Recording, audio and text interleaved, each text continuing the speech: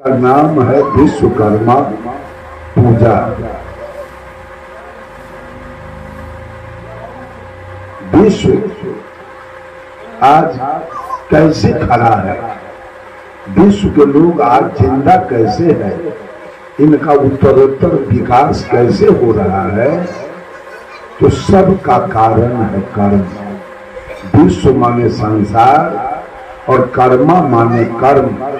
विश्व के जितने भी लोग हैं सब अपना अपना कर्मानुसार जी रहे हैं, सब अपना अपना कर्मानुसार सुख दुख भोग रहे हैं।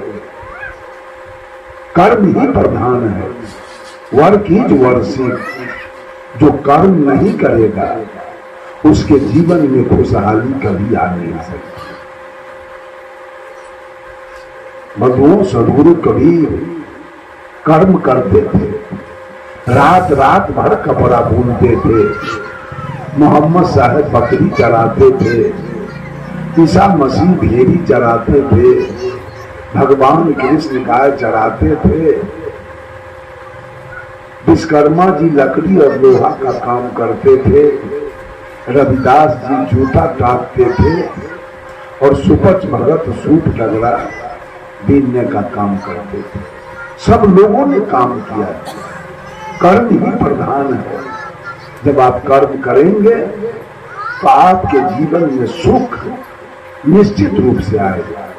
लेकिन अगर आप भगवान के भरोसे बैठेंगे, किसी ईश्वर परमात्मा के भरोसे हाथ पर हाथ दे के बैठे रहेंगे, तो आपके जीवन में सुख कभी आ नहीं सकता। कर्म को आज हम लोग कर्म तो करते हैं। खेती करना कर्म है, मवेशी पालना कर्म है, बिजनेस करना कर्म है, नौकरी करना कर्म है, भजन गाना कर्म है, प्रवचन करना कर्म है, क्रिकेट खेलना कर्म है, सिनेमा सर्कस में रहना कर्म है, नाच गान में रहना कर्म है। सब लोग अपना अपना कर, कोई लोहा पीट रहा है, कुम्भकार बर्तन बना रहा है, नाई केस काट रहा है, धोबी कपड़ा धो रहा है। ये सारे लोग कर्म प्रधान है। कर्म सबको करना चाहिए, लेकिन दुर्भाग्य है कर्म तो करना चाहिए जीने के लिए। कर्म होगा बेटा बेटी को पालने के लिए, कर्म होगा माता पिता के सेवा के लिए, कर्म होगा परिवार के विकास के लिए, कर्म होगा सुख और शांति के लिए, सुख के लिए। लेकिन आज मनुष्य दुर्भाग्यवश जीने के लिए भी कर्म कर रहा है, सुख के लिए भी कर्म कर रहा है, और शांति के लिए भी आज मनुष्य कर्म पर उतर गया। जहां से आपके जीवन में कभी शांति आ नहीं सकती। कर्म से सुख होगा। आप खेती करेंगे, उससे अन्न उपजेगा, या कोई तिलहन दलहन उपजेगा, उसको बेच के आप रुपया कमाएंगे। उस रुपया से आप मकान बना सकते हैं, उस रुपया से आप जमीन खरीद सकते हैं, उस रुपया से आप ट्रैक्टर ट्रक खरीद सकते हैं, उस रुपया से आप स्कॉर्पियो बोलेरो खरीद सकते हैं। कर्म से केवल सुख की प्राप्ति हो सकती है, लेकिन कर्म से कभी भी शांति की प्राप्ति नहीं। शांति के लिए तो ज्ञान चाहिए, शांति के लिए तो धर्म चाहिए, और सुख के लिए कर्म चाहिए। देखते हैं 3-3 ट्रैक्टर खड़ा है, क्यों? कर्म किया जा रहा है इन ट्रैक्टर से, इसे काम दिया जा रहा है, इसे पैसा कमाया जा रहा है सुख के लिए। लेकिन आज मनुष्य कर्म तो किया ही, लेकिन शांति के लिए भी कर्म के फेर में पड़ गया। छठ करना क्या है? कर्म। छठ करने से किसी को ज्ञान नहीं होगा। छठ करने वाली महिला पारण के दिन मछली और मांस बना के खाती है। ज्ञान हुआ, कर्म से ज्ञान हुआ। चंदा करने वाली, घड़ी पर्व करने वाली, जितिया करने वाली भी मछली मांस खा लेती है। बैनाथ जगन्नाथ जाने वाले भी मांस मछली खा लेते हैं। हनुमान जी की पूजा करने वाले, सत्यनारायण व्रत कथा कहने वाले भी मांस मछली खाते हैं। काशी हरिद्वार प्रयाग वृंदावन गोकुला मथुरा जाने वाले भी मांस मछली, तारी दारू गांजा भांग बीड़ी सिगरेट पान सुपारी शिखर पराग दर्जा की मांग खाते हैं। कहाँ ज्ञान हो? कर्म से कर्म की महती आवश्यकता है। सब लोग कर्म कीजिए, हम भी तो करते हैं, चर्चा घंटा मंच पर बैठे रहते हैं, ये भी तो कर्म है।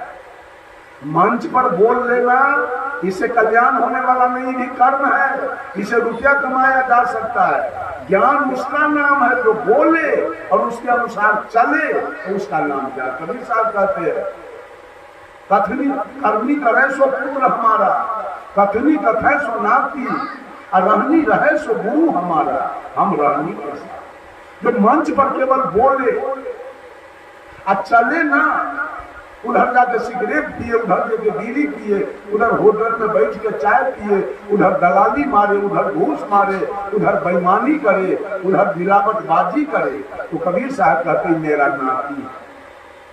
जो मंच पर केवल गा बजा देता है, कर्म इससे नहीं हो रहा है, उसके अनुसार चलता नहीं है, तो मेरा नाती है।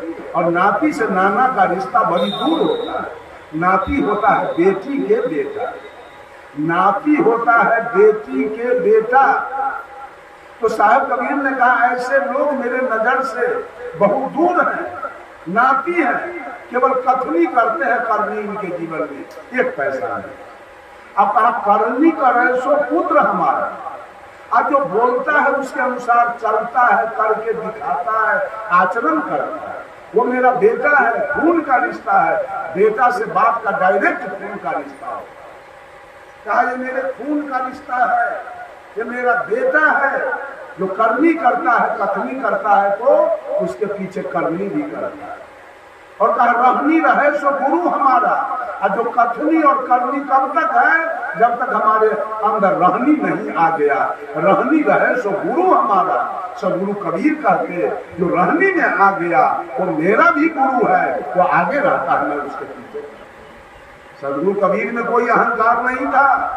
कबीर किसी का गुरु बनना नहीं चाहते थे। कबीर किसी को शिष्य कहना और बनाना नहीं चाहते थे। चेला कहना तो सबसे बड़ा अज्ञानता है। ये कहना कि मेरा शिष्य फलाना है, कि घोर अपमानता है, किसी का घोर अज्ञानता है। अभिलाष साहब अगर बोलते थे, हम सुने हुए थे, तो वो कहते थे हमारे एक साथी, चेला को साथी कहते पुकारते, वो मेरे साथी है, वो मेरे शिष्य नहीं। तो कर्म करने की आवश्यकता है। हम सब लोग कर्म करें, सुख से जिए, अपने परिवार को सुख से चला दे। कर्म करके अपने माता पिता का सेवा करें, अपने परिवार को चला दे, यही कर्म की प्रधानता है। अगर कर्म तक आप सीमित रह गए, अगर आप कर्म तक ही सीमित रह गए, उससे आगे अपने आप पर चिंतन आपका नहीं हो सका कि मैं कहां से आया हूं, मुझे जाना कहां है, मेरे साथ कौन आया, मेरे साथ कौन जाएगा, मेरा यहाँ कौन है, मैं किसका हूँ, ये चिंतन आपके दिमाग में नहीं। पति पत्नी की जोड़ी है, दोनों खूब प्यार मोहब्बत से जी रहे हैं, लेकिन याद कर लीजिए जोड़ी टूटने वाली है, जोड़ी रहेगी नहीं, सबकी जोड़ी टूट गई है। पति पत्नी की जोड़ी है, ठीक है, काम कीजिए, खाइए पकाइए, प्रेम भाव से रहिए, लेकिन दोनों प्राणी चिंतन तो कभी एकांत में बैठ के कीजिए। मैं भी तो जन्मा था अकेले, और आपकी पत्नी भी अपने मायके में माँ के गर्भ से अकेले आई। यहाँ आके सामाजिक बंधन में, व्यवहारिक बंधन में दोनों आदमी का विवाह हो गया, दोनों पति पत्नी के रिश्ता में जुड़ गए, लेकिन ये रिश्ता बहुत दिन चलने वाला नहीं है। ये रिश्ता आपका टूट जाएगा एक दिन। असली रिश्ता है आध्यात्मिक रिश्ता। साहब कबीर का एक भजन है, उसमें इन्होंने कहा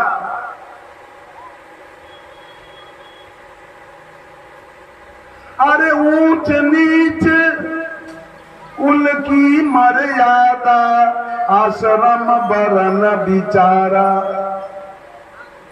कहा कि मेरा जहां गांव है, मेरा जो लोक है, उसमें न कोई नीच होते हैं, न कोई अछूत होते हैं, न कोई छूत होते हैं, न कोई नीच होते हैं, न कोई ऊंच होते हैं, न कोई अवर्ण होते हैं, न कोई सवर्ण होते हैं, न कोई बैकवाद होते हैं, न कोई फॉरवाद होते हैं, न कोई गोरा होता है, न कोई काला होता है, न कोई विद्वान होता है, न कोई मूर्ख होता है, न कोई औरत होता है, न कोई मर्द, न कोई हिंदू, न कोई मुसलमान, न कोई सिख और न कोई वो ज्ञान का लोग है सदगुरु कवि। उसकी विशेषता बताते एक लाइन बताता, ऊंच नीच कुल, मेरे यहाँ न कुल का कोई बड़ा होता है और न मेरे यहाँ कुल का कोई छोटा होता है, सब बड़ा है। ऊंच नीच कुल की मर्यादा आश्रम वरण बिचारा। न मेरे यहाँ कोई जाति है, न पाति है, न आश्रम है। वाहन माया कृत पर पंच वहाँ मान माया कृत पर पंच लोक कुटुंब परिवार हो संतो सो निज देश हमारा। जो कबीर का लोक है वहां न किसी का कोई शादी है, न किसी का कोई सरहोज है, न किसी का कोई पत्नी है, न कोई किसी का पति है, न कोई किसी का बहन है और न कोई किसी का बहनोई है, सब एक दर्जा। जितनी औरत होती है और जितने पुरुष होते हैं सब भाई बहन के रिश्ता में बैठकर सत्संग करते हैं, सत्संग सुनते हैं और सत्संग की प्राप्ति करते हैं, या कोई रिश्ता नहीं। तो मैंने कर्म की प्रधानता किया, कहा